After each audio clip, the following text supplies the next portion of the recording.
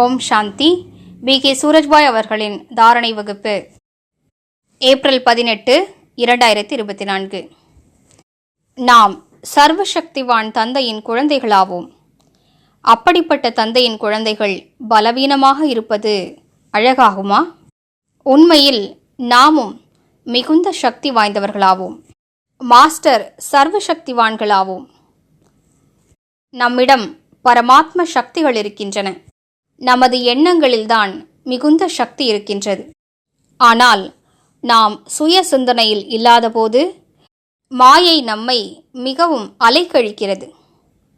ஓர் அழகான சிந்தனையில் இன்று முழு நாளும் ஈடுபடுவோம். அஷ்ட சக்திகளை பற்றி சிந்தனை செய்வோம். இவ்வாறு நல்ல சிந்தனைகளில் பிஸியாக இருப்போமானால் மாயை நம்மை தாக்காது. நாம் நல்ல சிந்தனைகளில் ஈடுபடாமல் இருக்கும்போது மாயை நம்மை பிஸியாக்கி விடுகிறது. சிந்தனை செய்வோம். நான் மாஸ்டர் சர்வசக்திவானாவேன். சர்வசக்திவானாகிய தந்தை தனது அனைத்து சக்திகளையும் எனக்கு வழங்கி இருக்கின்றார். என்னிடம் சகிப்புத்தன்மையின் சக்தி இருக்கின்றது. சகித்துக் கொள்வது என்ன பெரிய விஷயம்? பரமாத்ம சகிப்புத்தன்மையின் சக்தி எனக்கு கிடைத்திருக்கிறது.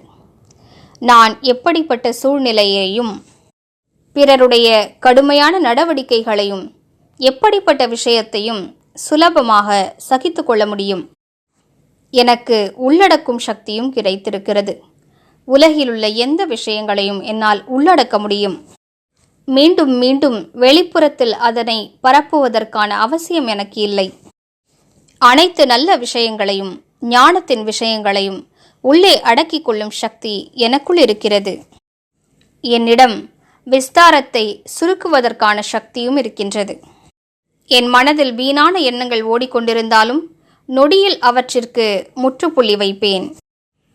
மேலும் சின்னதை பெரிதாக்குவது, அதாவது சிந்தனை செய்யும் சக்தி என்னிடம் இருக்கிறது. மனம் என்பதன் அர்த்தமே மனனம் செய்வதாகும். எங்கே மனம் இருக்குமோ அங்கே மனனம் இருக்கும். ஆனால் நான் வீணான விஷயங்களை மனனம் செய்து கொண்டிருப்பேனானால் நல்ல விஷயங்களின் மனனம் ஏற்பட முடியாது. என்னிடம் பகுத்தறியும் சக்தியும் இருக்கிறது.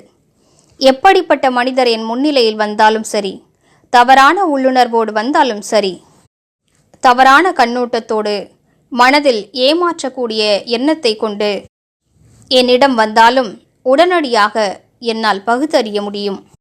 எனது நிர்ணயம் செய்யும் சக்தியும் பெர்ஃபெக்டாக இருக்கிறது. பரமாத்மாவிடமிருந்து சரியான முடிவுகளை எடுப்பதற்கான சக்தி எனக்கு கிடைத்திருக்கிறது. எனது எந்த முடிவுகளும் தவறாக இருக்க முடியாது.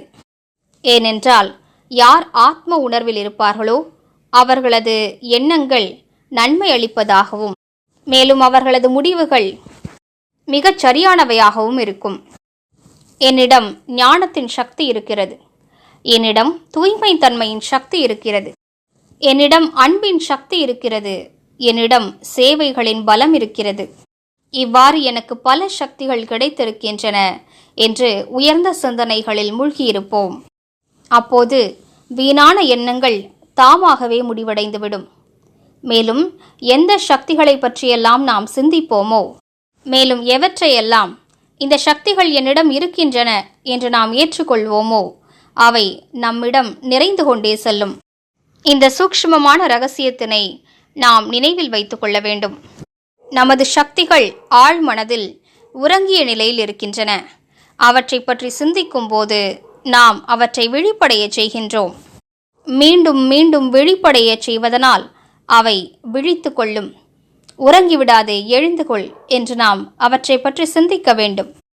சிலரது சக்திகள் உடனடியாக விழிப்படைந்து விடுகின்றன. சிலரது சக்திகளோ மீண்டும் மீண்டும் விழிப்படைய செய்யும் போது விழித்து கொள்கின்றன. எனவே இன்று முழு நாளும் நினைவு செய்வோம். என்னிடம் அனைத்து சக்திகளும் இருக்கின்றன. தனக்குத்தான் பேசிக்கொள்வோம். என்னிடம் சகித்து கொள்ளும் சக்தி இருக்கிறது. என்னிடம் உள்ளடக்கக்கூடிய சக்தி இருக்கிறது. என்னிடம் பகுத்தறியும் சக்தி இருக்கிறது. விஸ்தாரத்தை சுருக்குவதற்கான சக்தி இருக்கிறது. நான் மாஸ்டர் சர்வசக்திவானாவேன். எனது ஒவ்வொரு அங்கத்திலிருந்தும் சக்திகள் நாலாபுறங்களிலும் பரவுகின்றன. ஓம் சாந்தி.